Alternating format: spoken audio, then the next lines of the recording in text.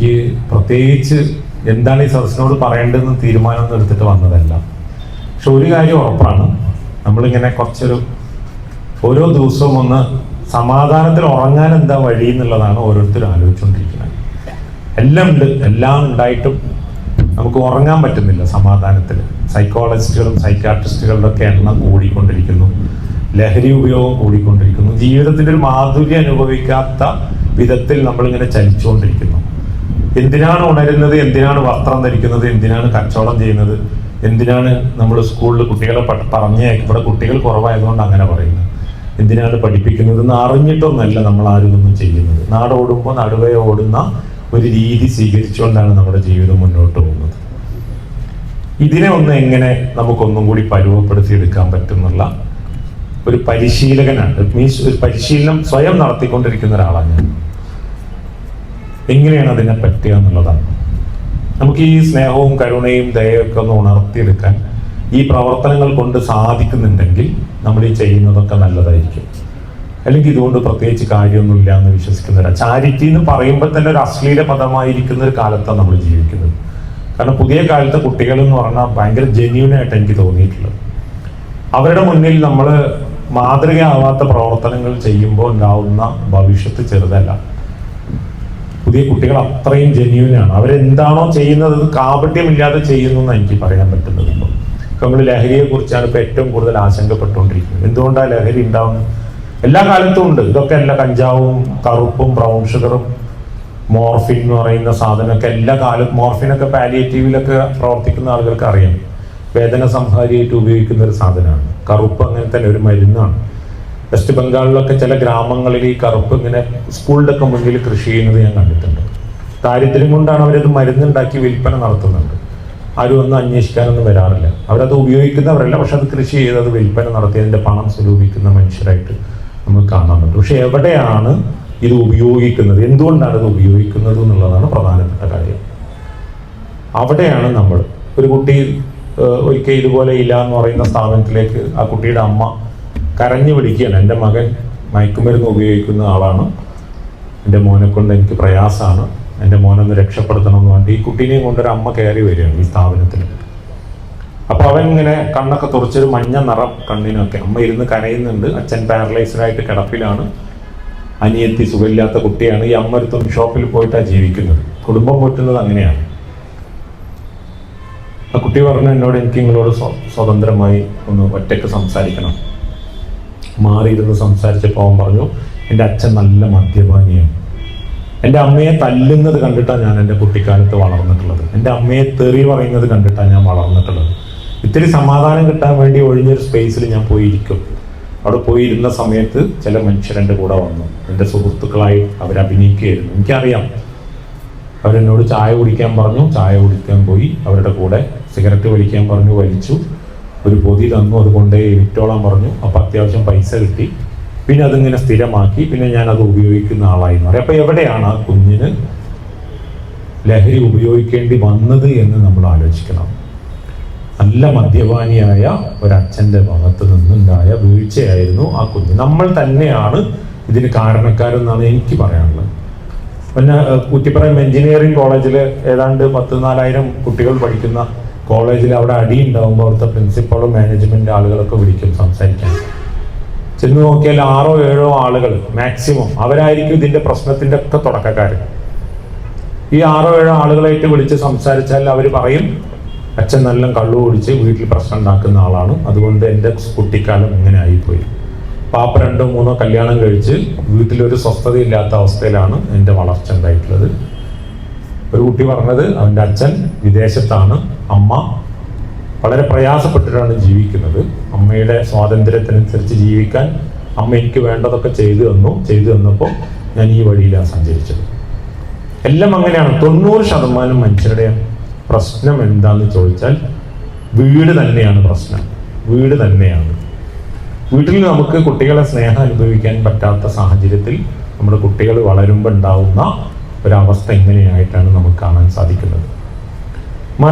മറിച്ചുകൊണ്ട് ജിംഷാദ് എന്ന് പറഞ്ഞൊരു കുട്ടി, എനിക്ക് അവനെപ്പോൾ ഓർമ്മ വരുന്നത്, ആ കുട്ടിയുടെ ക്ലാസ് റൂമിൽ 10ാം ക്ലാസ്സിലെ കുട്ടി ഇരുന്ന് പഠിക്കുന്ന ക്ലാസ്സിൽ തൊട്ടപ്പുറത്തെ ബെഞ്ചിൽ ഇരിക്കുന്ന ഒരു മോൻ. അപ്പോൾ ഒരു ദിവസം തൊട്ടടുത്തിരിക്കുന്ന സുഹൃത്ത് ഇങ്ങനെ അസ്വസ്ഥനായിട്ട് ഇരിക്കുന്നത് കണ്ടപ്പോൾ അടുത്ത് പോയി ചോദിക്കുകയാണ് ജിംഷാദ്, എന്ത് പറ്റിയെന്ന് ചോദിക്കുകയാണ്. അസ്വസ്ഥനായിരിക്കുന്ന ഒരു കുഞ്ഞിനോട് എന്ത് പറ്റിയെന്ന് 10ാം ക്ലാസ്സിൽ 15 വയസ്സുള്ള ഒരു കുഞ്ഞ് ചോദിക്കാനുള്ള വിവേകം അവനുണ്ടെങ്കിൽ പുതിയ കുട്ടി എന്ന് പറയുന്നത് അത്ര മോശമൊന്നുമില്ല എന്നും കൂടി ഇതിന്റെ കൂടെ പറയേണ്ടതുണ്ട്.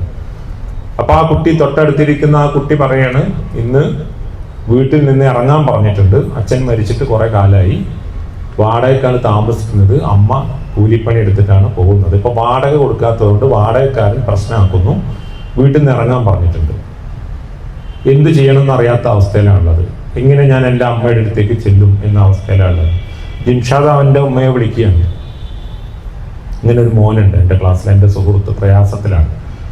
ജിംഷാദിൻ്റെ ഉമ്മ പറയാണ്, നീ അവരെയും കൂട്ടി ഇങ്ങോട്ട് വാ. അവരെയും കൂട്ടി ഇങ്ങോട്ട് വരാൻ പറഞ്ഞപ്പോൾ ജിംഷാദ് ഈ നേരെ ഇവരെ അടുത്ത് പോയി.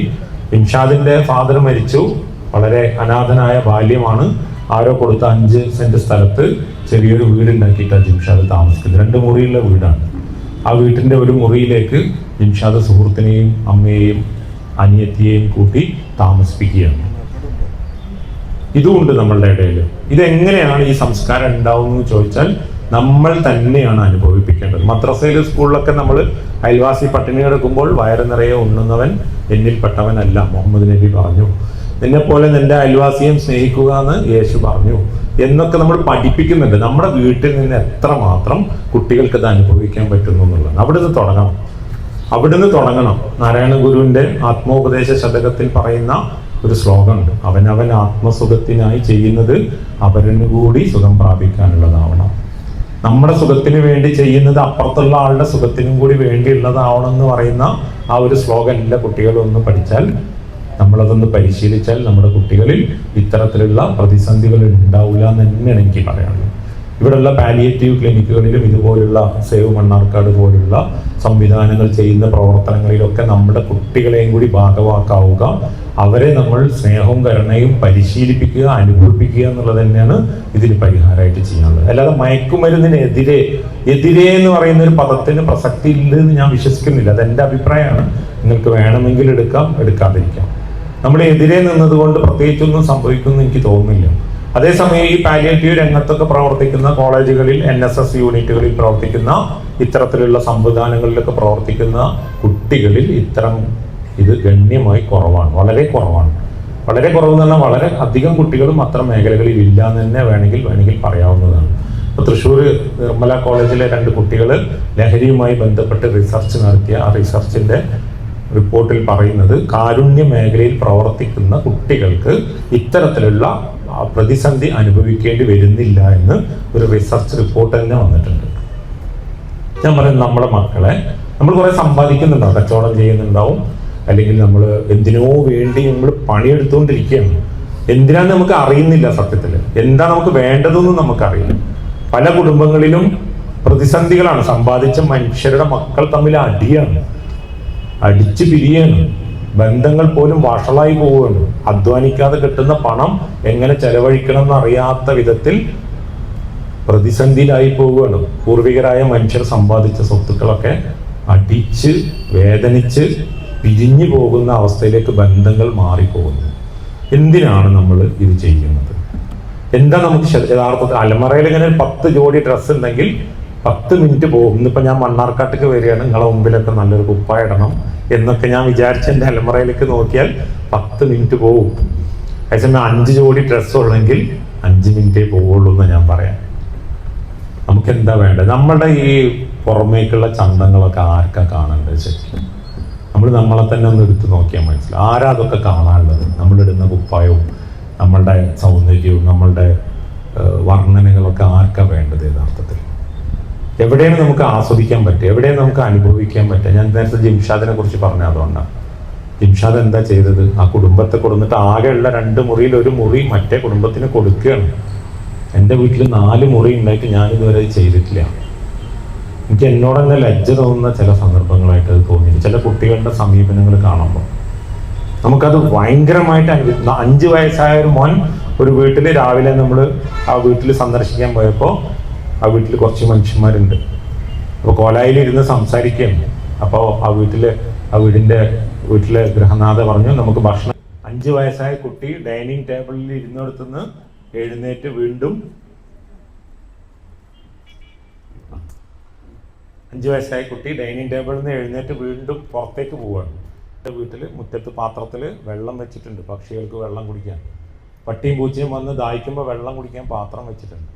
അവർ ഭക്ഷണം കഴിക്കുന്നതിന് മുമ്പ് ഒരു പാത്രത്തിൽ ഇത്തിരി വെള്ളം ഭക്ഷണം അവിടെ വെക്കും. അത് കണ്ടിട്ടാണ് ഈ കുട്ടി വളരണം, 5 വയസ്സായ കുട്ടി. അപ്പോൾ നമ്മളിങ്ങനെ ഓടുകയാണ്. എന്തിനാ ഓടുന്നതെന്ന് ചോദിച്ചാൽ, നിലവിൽ എന്താ സംഭവിക്കുന്നത് വെച്ചാൽ, നമ്മൾ കുറച്ച് പ്രായമാകുമ്പോൾ കുറേ പഠിക്കും, അല്ലെങ്കിൽ ജോലി ചെയ്യും, വീടുണ്ടാക്കും.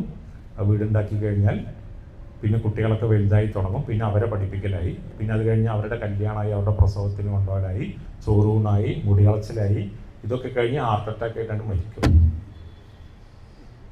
ഇതപ്പോൾ സംഭവിച്ചുകൊണ്ടിരിക്കുന്നത്. നമുക്ക് എന്തുകൊണ്ട് നമ്മുടെ ജീവിതം ജീവിച്ചു? എനിക്ക് 4 കുട്ടികളുണ്ട്. നമ്മളൊരു കുടുംബം പോലെ സംസാരിക്കുക എന്ന് കരുതി പറയാം. എനിക്ക് 4 കുട്ടികളുണ്ട്, 2 ആണും 2 പെണ്ണുമുണ്ട്. ഞാൻ എൻ്റെ കുട്ടികളോട് പറഞ്ഞു, ഈ വീടും പറമ്പും ഇല്ലാതെ ഞാൻ മരിക്കുമ്പോൾ നിങ്ങൾക്ക് ഒന്നും ഉണ്ടാവില്ല.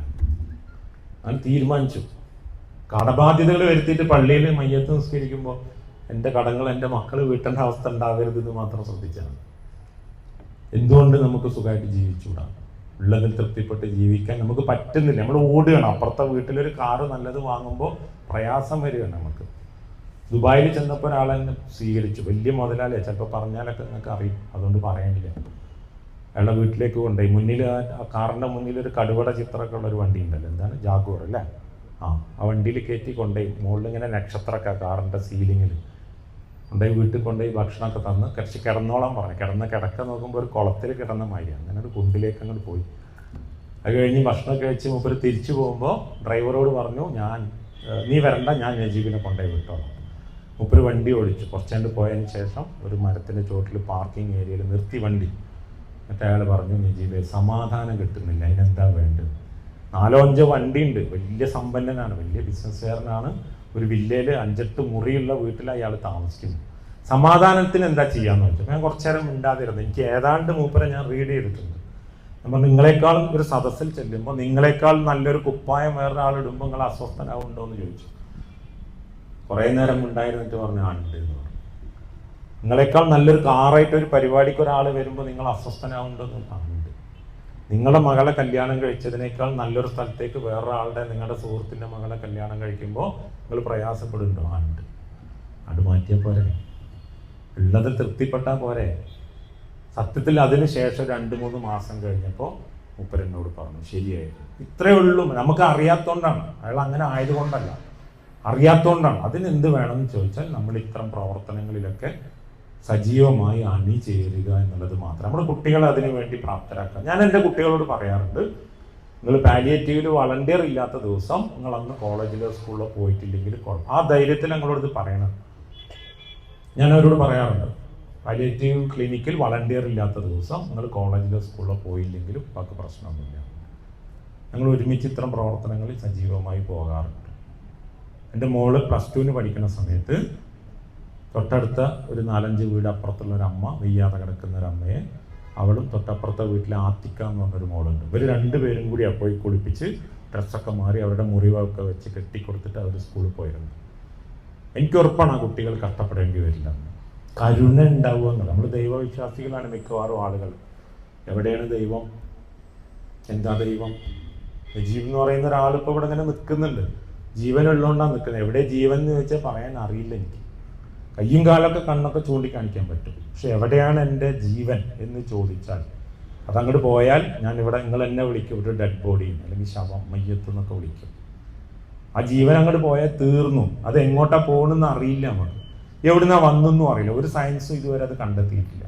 ഇപ്പം ലാസ്റ്റ് ആരോ പറയണ കേട്ടോ, എന്തോ ഒരു ഊർജ്ജം, ആത്മാവ് പോകുമ്പോൾ ഒരു ഊർജ്ജം പോകുന്നതായിട്ട് എന്തോ ഒരു വൈബ്രേഷനൊക്കെ ഉണ്ടെന്ന് ഇപ്പം അടുത്ത ആരോ പറയുന്നത് ഏതൊരു പുസ്തകത്തിൽ എന്തോ വായിച്ചു. അപ്പം ഈ ജീവൻ എവിടെയാണെന്ന് അറിയാത്ത നമ്മൾ, ഇതെപ്പോഴാണ് പോകുന്നതെന്നും അറിയാത്ത നമ്മൾ എന്തിനാണ് ഞാൻ ഇത് എന്നോട് തന്നെ ചോദിക്കണ ചോദ്യം പരസ്യമായി പറയുന്നു എന്നുള്ളൂ കേട്ടോ. നിങ്ങളവിടെ ആരോടും അല്ല ഞാൻ പറയുന്നത്. ഇതിങ്ങനെ പറയുമ്പോൾ നിങ്ങളുടെ മുഖമൊക്കെ എനിക്കിങ്ങനെ ഓർമ്മ വരും. എൻ്റെ മോശത്തരങ്ങളൊക്കെ എനിക്ക് പുറത്തേക്ക് വരുമ്പോൾ നിങ്ങളുടെ മുഖങ്ങളൊക്കെ ഇങ്ങനെ ഓർമ്മ വരും. എടാ നീ ഇങ്ങനെ കുറേ ആൾക്കാരോട് പറഞ്ഞില്ലേ, ഇന്ന് എന്നെ ശ്രദ്ധിക്കുമെന്ന് എന്നോട് പറയാനുള്ളൊരു അവസരമായിട്ടാണ് ഞാൻ അതിനെ കാണുന്നത്. ഏതെങ്കിലും ഒരു സംഘടനയുടെ പ്രസിഡന്റ് ആവാനോ അല്ലെങ്കിൽ ഏതെങ്കിലും ഒരു പാർട്ടിയുടെ പ്രസിഡന്റോ സെക്രട്ടറിയോ MLA ഒക്കെ ആവാൻ നമ്മൾ തല്ലുകൂടിക്കൊണ്ടിരിക്കും. എന്നിട്ട് എന്താ കിട്ടണം? എന്താ കിട്ടുന്നത്? സമാധാനം കിട്ടണ്ടേ? ആ സ്ഥാനമാനങ്ങൾ കാണാൻ ആർക്കാണ് ആഗ്രഹം? നമുക്ക് രാത്രിയാകുമ്പോൾ സുഖമായിട്ടൊന്ന് പോയി കിടന്നുറങ്ങാൻ പറ്റും. അപ്പൊ എല്ലാ മനുഷ്യരുടെയും ജീവൻ എന്ന് പറയുന്നത് ഈ ദൈവം എന്ന് പറയുന്നതിന്റെ ഒരു അംശമാണ്. റൂഹ്, പ്രാണൻ, അല്ലേ? ഇങ്ങനെ പറയും. ജീവൻ എന്നൊക്കെ പറയുന്ന ഒരു സംവിധാനത്തിലാണ് നമ്മളൊക്കെ ജീവിക്കുന്നത്. ഇത് പലപ്പോഴും മറന്നു പോകാറുണ്ട് നമ്മൾ. പല യോഗി വര്യന്മാരൊക്കെ, ഋഷിമാരൊക്കെ പറയാറുണ്ട് ശ്വാസത്തിൽ ശ്രദ്ധിക്കണം. യോഗമൊക്കെ അങ്ങനെയാണ്, ശ്വാസത്തിൽ ശ്രദ്ധിക്കാൻ പറയുന്നുണ്ട്. ഈ ശ്വാസം വിടുമ്പോഴാണ് ഇത് നടക്കുന്നത്. ശ്വാസത്തിൽ തന്നെയാണ് ഈ പ്രക്രിയ നടന്നുകൊണ്ടിരിക്കുന്നത്. പക്ഷെ അത് നിൽക്കുമ്പോൾ എല്ലാം നിന്നു. ഇത്രയേ ഉള്ളൂ, നമ്മൾ ഇത്രയേ ഉള്ളൂ. എന്നാലും നമ്മളുടെ ഉള്ളിലുള്ള കുറേ പ്രശ്നങ്ങൾ, നമ്മുടെ കുട്ടിക്കാലം, നമ്മൾ വളർന്ന സാഹചര്യം, ഇതൊക്കെ നമ്മളെ സ്വാധീനിക്കും, എല്ലാ അർത്ഥത്തിലും സ്വാധീനിക്കും. അപ്പൊ ഇതിനെ നമ്മൾ തിരിച്ചറിഞ്ഞ് നമ്മളതിനെ ഒന്ന് മാറ്റി നിർത്തി ഒന്ന് നമ്മളെ തന്നെ നവീകരിക്കുകയും ശ്രദ്ധിക്കുകയും ചെയ്യുന്ന ഒരു അവസ്ഥയിലേക്ക് മാറുക എന്നല്ലാതെ വേറെ വഴിയൊന്നുമില്ല. നമ്മൾ ഖുർആനും ബൈബിളും ഗീതൊക്കെ വായിക്കും, ഒക്കെ നമ്മൾ പറയും, പ്രസംഗിക്കും. പക്ഷെ എവിടെയാണ് ജീവിതത്തിൽ കൊണ്ടുവരിക എന്ന് ചോദിച്ചാൽ നമുക്ക് പറ്റുന്നില്ല. നമ്മുടെ വീടിൻ്റെ ചുറ്റുമുള്ള മനുഷ്യർക്ക് നമ്മൾ വേണ്ടപ്പെട്ട ഒരാളാവുക. എത്ര വലിയ ആൾ! ഞാൻ ഇപ്പോൾ ഇവിടെ നിന്ന് മണ്ണാർക്കാട് നിന്ന് സേവ് മണ്ണാർക്കാടിൻ്റെ പരിപാടിയിൽ പ്രസംഗിച്ചു.